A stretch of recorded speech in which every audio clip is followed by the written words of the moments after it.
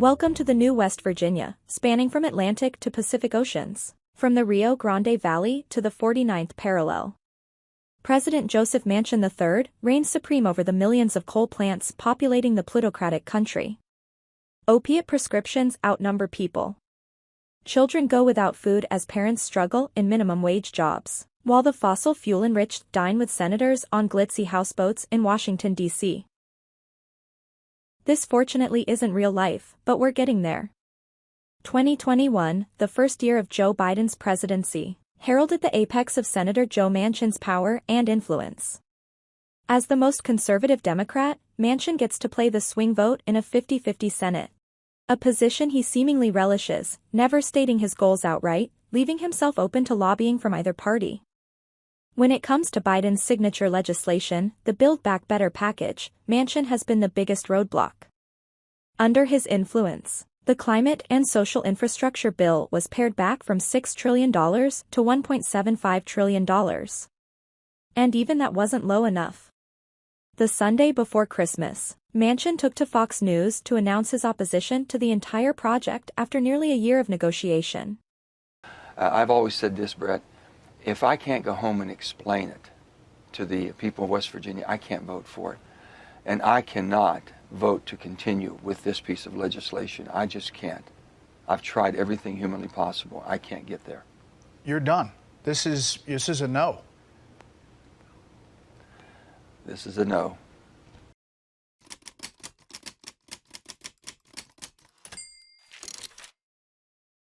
More than a third of Manchin's net worth is reliant on the success of resource extraction. He still profits from a series of coal companies he founded during the 1980s, now under the control of his son, Joe Manchin IV. His stock in one of these companies, EnerSystems, makes up 35% of his net worth and 71% of his total portfolio income. According to Manchin's 2020 financial disclosure, his holdings in EnerSystems are worth between $1 million and $5 million, bringing him an income of $492,000 for that year, and over $5.2 million since becoming a senator in 2010. Compare his annual income for being a senator, $174,000. He's making more than twice as much selling coal than he is serving as a representative for the people of West Virginia. EnerSystems functions by purchasing coal waste material from shuttered mines and reselling it to power plants as fuel. It relies on a network of environmentally harmful mines with unsafe work conditions across northern West Virginia. Humphrey No. 7 mine, EnerSystems' largest supplier, accumulated over 40 safety violations and 2 fatalities since 2000. The same mine dumped toxic wastewater into Dunkard Creek in 2009. Killing every living creature within 30 miles downstream. The power plants Manchin's company sells to are just as dirty and dangerous to the public.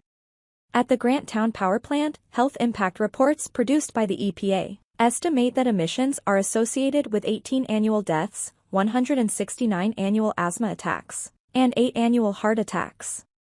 Monetized health damages from fine particle accumulation, produced by the Granttown Power Plant, amount to over $196 million. Jim Kotcon, the conservation chair of the West Virginia chapter of the Sierra Club, estimates that the waste coal burned by Granttown releases more sulfur dioxide and nitrous oxide per unit of energy than any of West Virginia's coal plants. Granttown was the sole recipient of all the coal sold by EnerSystems to power plants between 2018 and 2019. Aside from the public health and environmental costs, the power plants that buy coal from EnerSystems often operate at a net loss. Granttown, for instance, has lost $117 million over the last 5 years.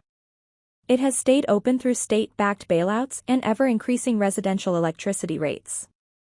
Fiscally responsible Joe Manchin has fought to keep these dangerous money-losing coal operations open, at the cost of West Virginians, public health, and the environment because it benefits his own wallet. With a new presidential administration and a new majority in the U.S. Senate, Manchin has become the go-to lawmaker for those seeking to stymie a transition to clean energy. Don't take my word for it, you can hear it straight from one of ExxonMobil's top lobbyists. Keith McCoy, Exxon's then senior director for federal relations, was caught on tape in June bragging about his regular talks with Manchin, seeking to weaken Biden's climate agenda. We've got this issue.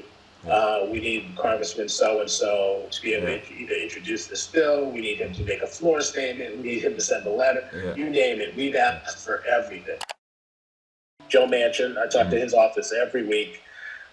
He is the kingmaker, and he's not shy about sort of staking his claim early and completely changing the debate. Exxon lobbied Manchin and other members of Congress like Senators Mark Kelly, Kristen Sinema, and John Tester to strip the aggressive climate change provisions from Biden's infrastructure bill. So that's a completely different conversation. When you start to stick to roads and bridges, and instead of a $2 trillion bill, it's an $800 billion bill. If you lower that threshold, you stick to highways and bridges, then a lot of the negative stuff starts to come out. McCoy is a bit garbled here, but he is essentially saying if a lawmaker insists on a lower dollar amount for the bill, the climate change provisions would need to be removed. A favorable outcome for fossil fuel companies and Manchin's wallet. Sure enough, about a week before the undercover footage was released, a bipartisan group of senators, including Manchin and Sinema, struck a deal to eliminate nearly all of the measures that address climate change.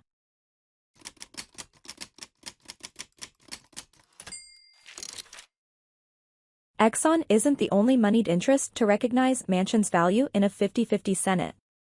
Billionaire investor and Wendy's chairman Nelson Peltz, who donated nearly $100,000 to Donald Trump, told CNBC that he talks to Manchin every week. Joe is the most important guy in D.C. Maybe the most important guy in America today. He is keeping our elected officials somewhere in the middle. And anywhere center-right to center-left works for me. But I got to take my hat off to Joe, who's been an old friend of mine for 10 years. I call him every week and say, Joe, you're doing great. Stay tough. Stay tough, buddy. He's phenomenal. Peltz not only donated to Trump, but he also hosted the most expensive fundraiser of Trump's presidency at his own home in February 2020. Attendees paid $580,600 per couple to bump elbows with the former president's high-profile friends, like Marvel Entertainment's Ike Perlmutter. Why do rich donors flock to Manchin? Because he protects their bottom line. The most explicit example of this is the billionaire income tax, which Manchin cut from Biden's infrastructure bill. Written by Senator Ron Wyden, the proposal would have taxed billionaires on the unrealized gains of liquid assets, such as stocks and bonds. Billionaires like Elon Musk and Jeff Bezos tend to keep the bulk of their fortune tied up in appreciating stock. As long as they don't sell any shares, they pay little to nothing to the IRS. Wyden's plan would require them to pay taxes on profits each year, even if they didn't sell any assets. However, just hours after Democrats floated the idea, Manchin killed it. I don't like the connotation that we're targeting different people. There's people that basically they've contributed to society, they've created a lot of jobs and invested a lot of money and give a lot to philanthropic pursuits. Some might say that Manchin is just representing his red state constituents. But the median income of individuals in West Virginia is just $25,320. 65% of the state's voters support higher taxes on the rich. And, finally, there are no billionaires in the state. 0. Not only is Manchin representing the interests of the rich, he's representing the interests of the out-of-state ultra-wealthy elite.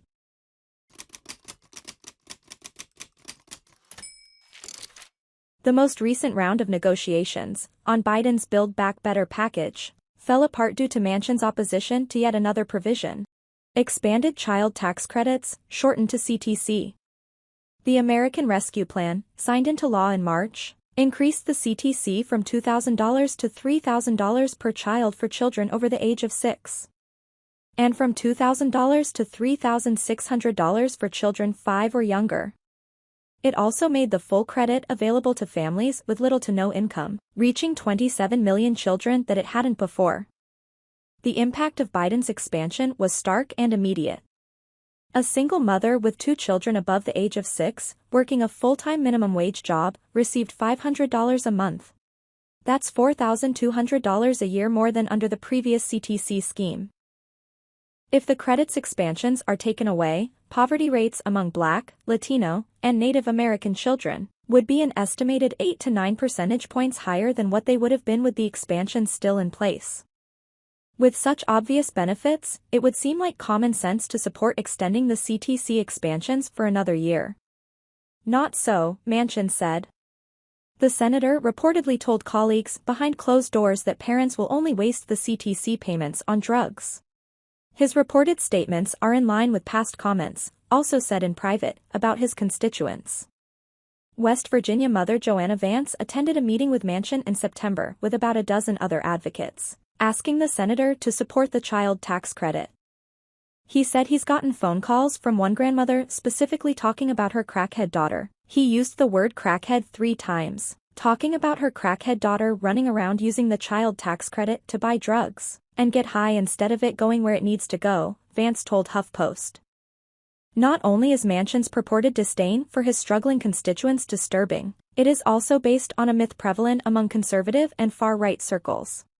Manchin's reported fear that parents will use CTC payments for vice, instead of care, invokes the welfare queen myth popularized by Republican President Ronald Reagan.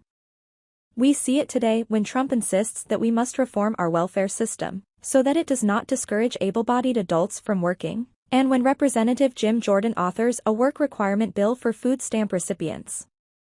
Now, we see Democrat Joe Manchin advancing these Republican priorities.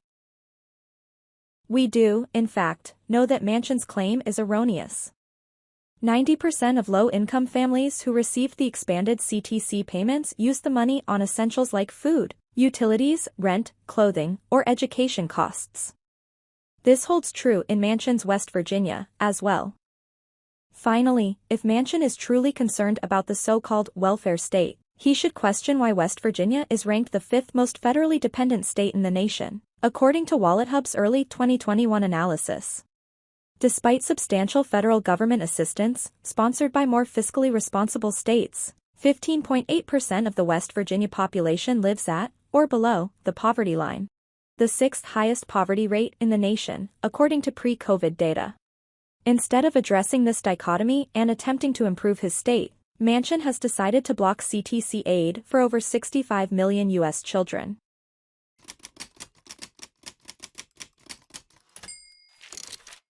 Blaming Senator Manchin alone for the failure to pass Build Back Better is disingenuous. Any one of the 50 Republicans have had ample opportunity to vote for a package that would benefit the economy, the environment, and people across the country. At best, they've refused to comment, and at worst they've outright attacked the legislation, calling it socialism and communism. The fact that a white multimillionaire from West Virginia can set the domestic policy for an entire party is a consequence of the design of the U.S. Senate. The Democratic half of the Senate represents almost 187 million individuals. Meanwhile, the Republican half represents only 143.8 million people. Democrats represent nearly 57% of the population, but only control half of the Senate's seats. Gerrymandering and voter suppression have combined with the anti-majoritarian Electoral College and Senate to give sparsely populated rural states incredible power to set the course for the entire nation. As a result, despite electing Biden by a 7 million vote margin, the second largest since 2000, his agenda may be effectively dead in the water. Thank you for watching. If this video has been at all helpful or informative, please consider supporting me on Patreon.